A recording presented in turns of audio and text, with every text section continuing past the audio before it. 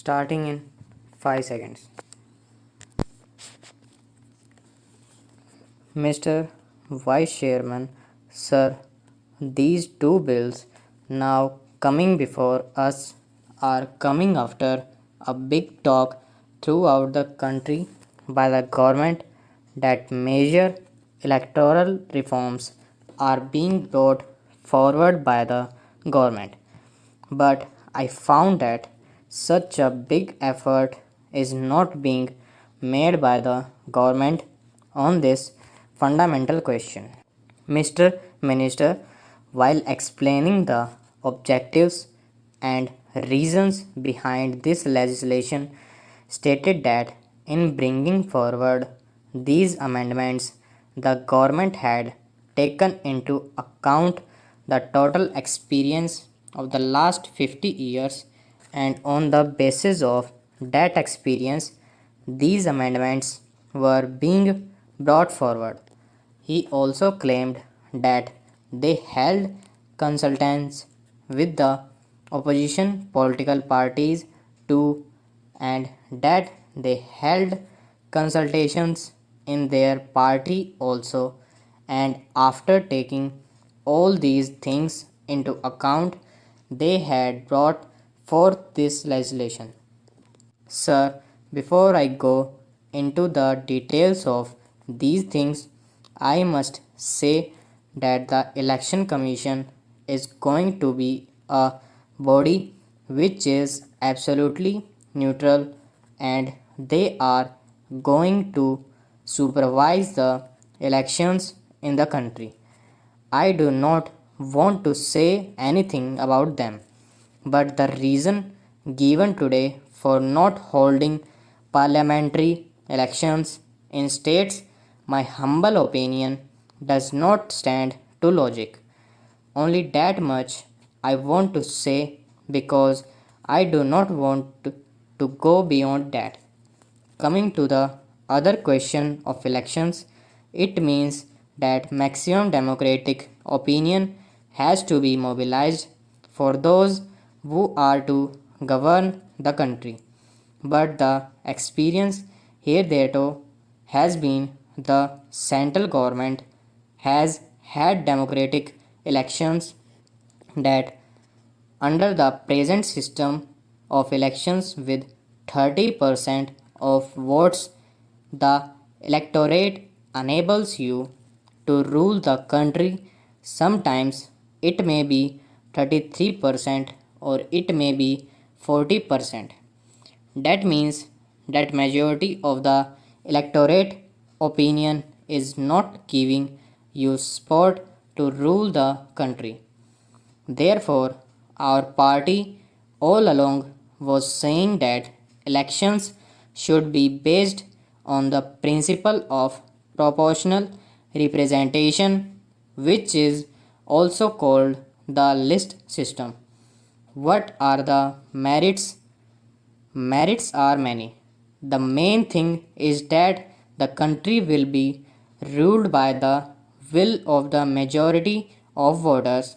That is one thing, and the second thing is that the significance of the caste or community of the candidates in election will not come into play. It will not be said that we belong to this caste or this community.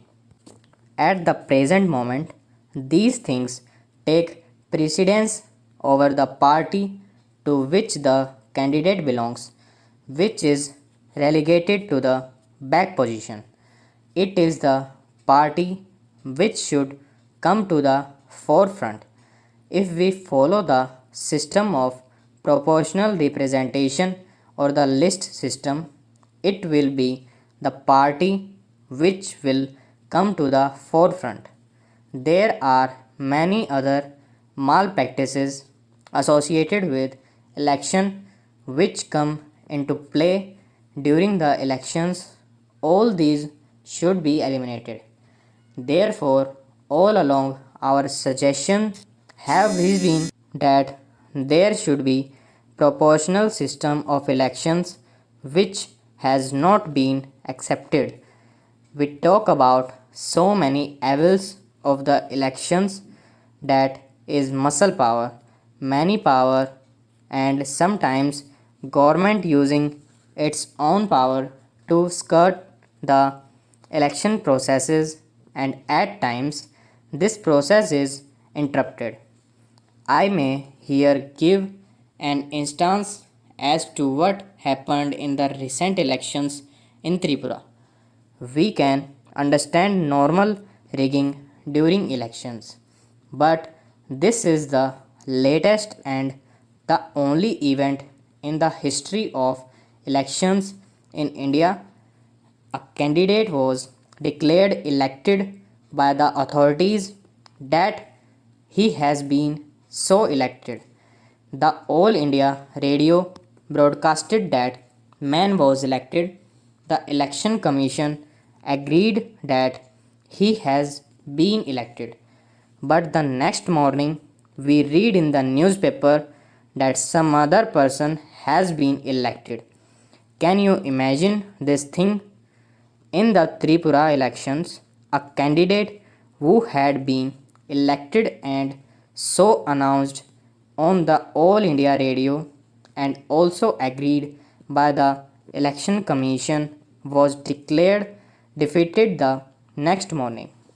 The fact is that after the election result was declared, the electoral officer in charge was garrowed and threatened not only by the Gundas but by the parliamentary forces, the military forces at the disposal of the central government, so that this man was afraid for his life and he had to say that somebody else had been elected. That is the situation. Therefore, while we go into these questions and we make electoral laws or being about fundamental changes in our constitution, we should be above party lines and should see that no party should do anything against the law that we make in parliament. This experience has not been taken into consideration by the government while bringing about these amendments. It is not enough to say that muscle power or governmental power is misused during elections. We have before us Constitution Amendment Bill lowering the age to 18 years. That is a good step. It has been said that they were discussing it all along.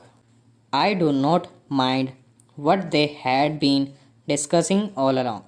I agree to this amendment but with some minor reservations. Stop.